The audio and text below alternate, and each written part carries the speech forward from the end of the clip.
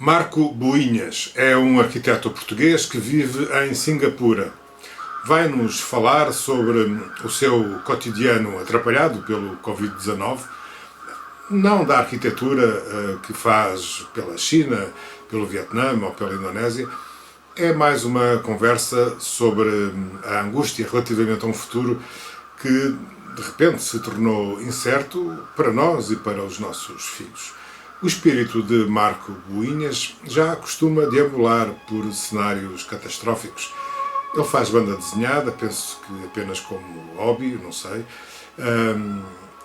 É evidentemente uma pessoa que gosta de história e de histórias, e espero não estar a cometer nenhuma inconfidência ao vos mostrar estas esperanças, estes desenhos, que fazem parte de um livro ainda em preparação, sobre a Primeira Guerra Mundial, nas trincheiras da Flandres, onde as tropas portuguesas se enterraram e morreram frente a um inimigo muito mais poderoso. Enfim, há alguma analogia relativamente aos dias de hoje, no que respeita às trincheiras, que são os apartamentos e as casas onde estamos todos confinados, e o inimigo poderoso que é o coronavírus. Isto que nós estamos a viver é um cenário perfeito para uma história de banda desenhada, não é? Pois é.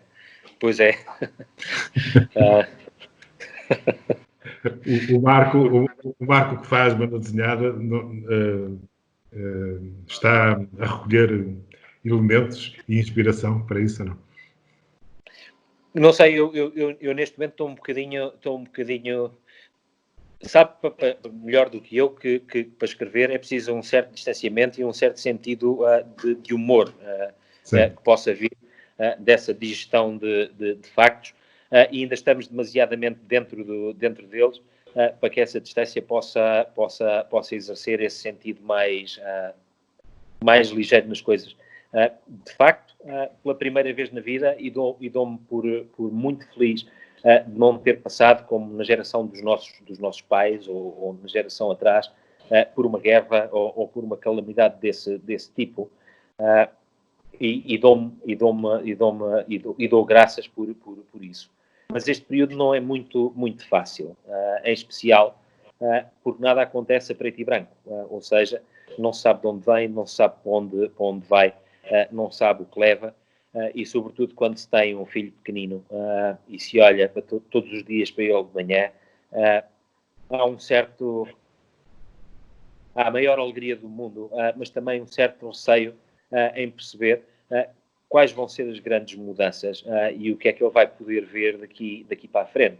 Os primeiros registros aconteceram em janeiro, no final de janeiro, e no início de fevereiro, pelo facto de começarem o surto de infecções de transmissão local, o Governo ativou um alerta laranja, implementando um primeiro pacote de medidas de profilaxia e de contenção à propagação do vírus. Ou seja, nesse primeiro pacote, começou-se a notar uma certa disciplina em termos de transportes públicos, em termos de higiene pública e em termos de conduta social, por assim dizer. Portanto, notou-se uma ligeira transformação para uma certa rigidez social e o princípio do distanciamento que seria assumido numa segunda fase. Portanto, o distanciamento social é uma coisa que acontece aqui em meados de março, finais de março, em função de um progressivo aumento dos casos e também dos primeiros casos de morte que foram registados. Portanto, houve uma intensificação de medidas de controle e de diagnóstico, foram acompanhadas das primeiras limitações de entrada e de saída do país. Eu calculo que as últimas entradas e saídas, até fomos nós que as fizemos, porque eu tinha estado no Vietnã em janeiro, e depois fui com a minha mulher e com o meu filho, a propósito de uma visita dos meus pais à Indonésia, no início de fevereiro, e no momento quando voltámos, dia 3,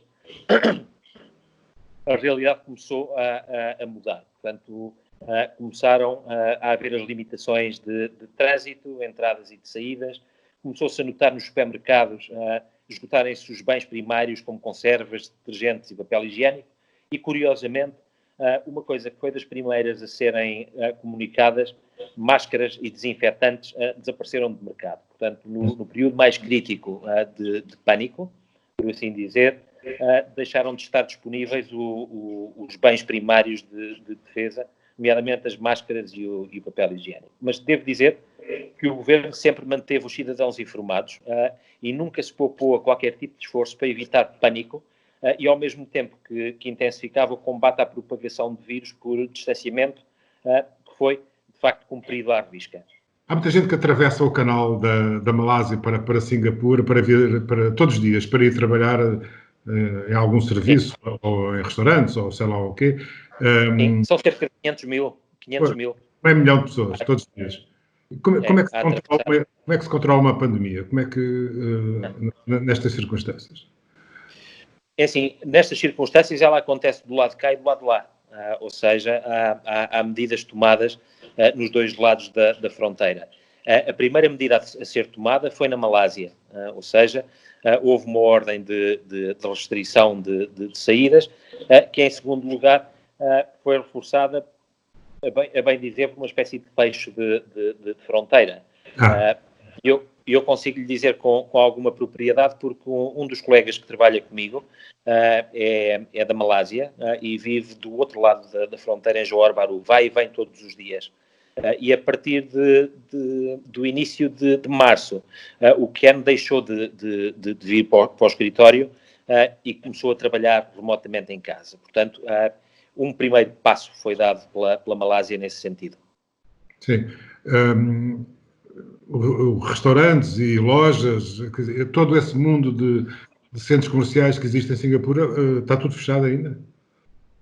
Neste momento, também houve duas fases. A primeira fase, onde foram montados piquetes de controle a temperatura, a tudo aquilo que eram transientes entre espaço público e espaço privado, nomeadamente espaços comerciais. E numa segunda fase, uma restrição mais apertada, ou seja, hoje em dia os supermercados não podem admitir, dependendo da dimensão, mais de 100 pessoas ao mesmo tempo, portanto, entradas e saídas são controladas, são quantificadas. Há o chamado, diria, em tradição britânica, do arm's distance, o metro e meio de distância entre pessoas, não só em espaços comerciais, como em transportes públicos, elevadores, e essas medidas intensificaram um bocadinho mais, porque neste momento não é possível sair à rua sem máscara e sem equipamento de proteção. Os casos começaram lentamente até meados de fevereiro, e eu posso lhe dizer, se bem me recordo, no final de fevereiro, cerca de 2.800 pessoas estavam em quarentena, ou seja, sob controle, mas só havia 96 casos infectados. E a partir de há uns dias para cá, têm-se notado cerca de 380 casos por dia, ou seja, que começaram por serem importados, ou seja, cidadãos de Singapura que voltavam de países europeus, Estados Unidos ou mesmo envolventes, Ásia-Pacífico, infectados, e que acabavam por aumentar um pouco aquilo que era a curva de infecção. Neste momento, sucede que entre dormitórios de trabalhadores e outros núcleos de disseminação, por assim dizer, o volume de casos diários é significativo, na ordem dos 300 e muitos, e neste momento temos 3.200 casos de infecção e um total de 10 mortes. Pois não, mesmo assim não são números muito altos. Não são números... Para os padrões da Europa, que neste momento, na Europa e na América do Norte, os números da pandemia são bem mais altos que esses. Não há ruas cheias, não há food courts cheios. Aliás, neste momento é impossível uma pessoa sentar-se num food court. Eles continuam em funcionamento, mas vendem comida para fora. Sim. Foi intensificado o network de serviços, portanto, os taxistas que tiveram uma quebra de volume de serviço, neste momento são contratados para pequenos serviços de distribuição de alimentar ou de biscate, e, portanto, há um segundo ciclo que passou a acontecer muito rapidamente, com o governo a fazer uma coisa daquelas a que nós não estamos sequer habituados, que é subsidiar aquilo que possam ser aspectos de perda, onde, por exemplo, um taxista com um volume médio de negócio de $200 por dia é inteiramente financiado pelo Estado. Deve ser bom ser-se taxista em Singapura, uma ilha, uma cidade-estado, um dos maiores entrepostos comerciais do mundo, uma fortíssima praça financeira asiática, um regime político multipartidário, mas com alguns tiques autoritários, que colocam muitas balizas ao comportamento dos cidadãos, mas que em situações como esta parece funcionar melhor que as democracias ocidentais, onde temos muitos direitos, mas menos garantias de segurança individual.